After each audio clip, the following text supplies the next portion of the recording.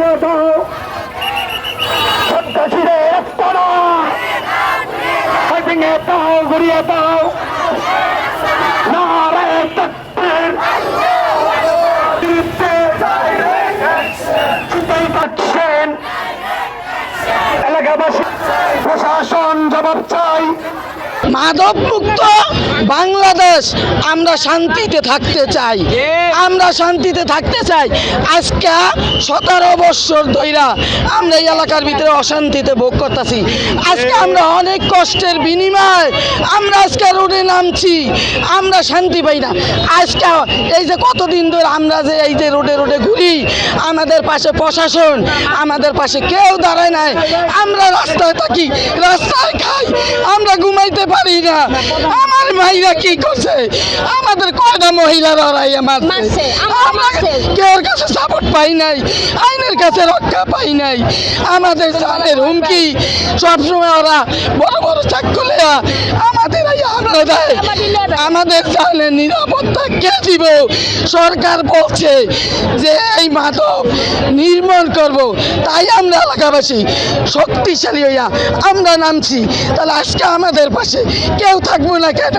মাদক ব্যবসায়ী আলো মূল ব্যবসাটাই করে আলো, আর আলোর মেয়ের জামাই উৎস এই আলো। আর হইল গিয়ে যে আপনার গাবতলি থেকে মাদক আইনা দেয় উৎস, পুরা ওদিকের সেলটা উৎস দেয়, আর এদিকেরটা দেয় আলোর মেন ডিলার।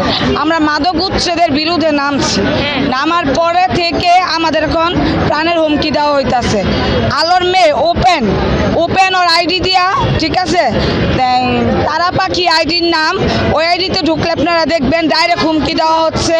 আলম চায়নার আইডি থেকে হুমকি দেওয়া হচ্ছে। তারপরে শাহাদাতের ছেলে রিফাত হুমকি দিতে আছে জিমখানার এই মাথা থেকে ওই মাথা, শুধু লাশের মাথা ফালাই যাব, কেউ কোনো খোঁজ পাবে না, এগুলা বলা হচ্ছে।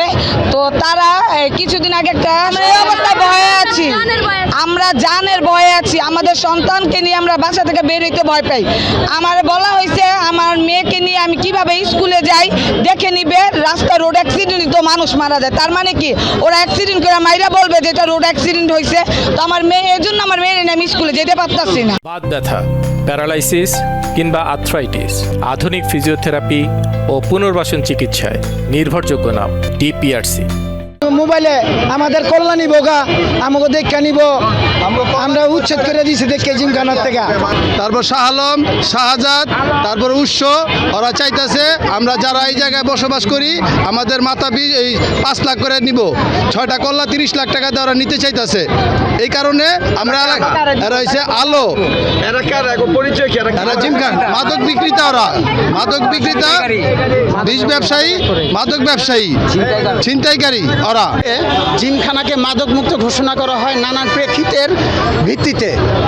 এই বন্ধ ঘোষণা করার পর নানা রকম হুমকির সম্মুখীন হচ্ছি, জীবন নাশের হুমকি দেওয়া হচ্ছে। যাদের বিরুদ্ধে আমরা কাজ করেছি তারা বিভিন্নভাবে সংগঠিত হচ্ছে এবং জীবন নাশের হুমকি দেওয়ার কারণে আমরা প্রশাসনের দৃষ্টি আকর্ষণ করেছি, তাদের বলেছি, তারা আমাদের আশ্বস্ত করে কিন্তু মাঠে থাকে না। আমরা রাত দিন জেগে আমরা আমাদের উপর হামলা হতে পারে বিধায় জেগে সেটা খেয়াল করছি, কিন্তু এভাবে তো আমরা টিকতে পারবো না, থাকতে পারবো না। আমরা দিন আনি দিন খাই, নিম্নবিত্ত মানুষ ওখানে বসবাস করে, ফলে এটার একটা সুরাহা হওয়া প্রয়োজন। আমরা যখন উপায়ন্তর না পেলাম তখন এই মানববন্ধন করার জন্য এখানে এসেছি। আমি এর মাধ্যমে পুরো নারায়ণগঞ্জবাসীকে অনুরোধ করব, বিনীত অনুরোধ করব, আমরা একটা ভালো কাজে নেমেছি, এই কাজে যাতে আমরা সফল হতে পারি আপনারা আমাদের পাশে থাকবেন। আমরা যদি ব্যর্থ হই পুরো বাংলাদেশে মাদক আরো ছয়লাভ হবে এবং কেউ এই প্রতিরোধে এগিয়ে আসবে না।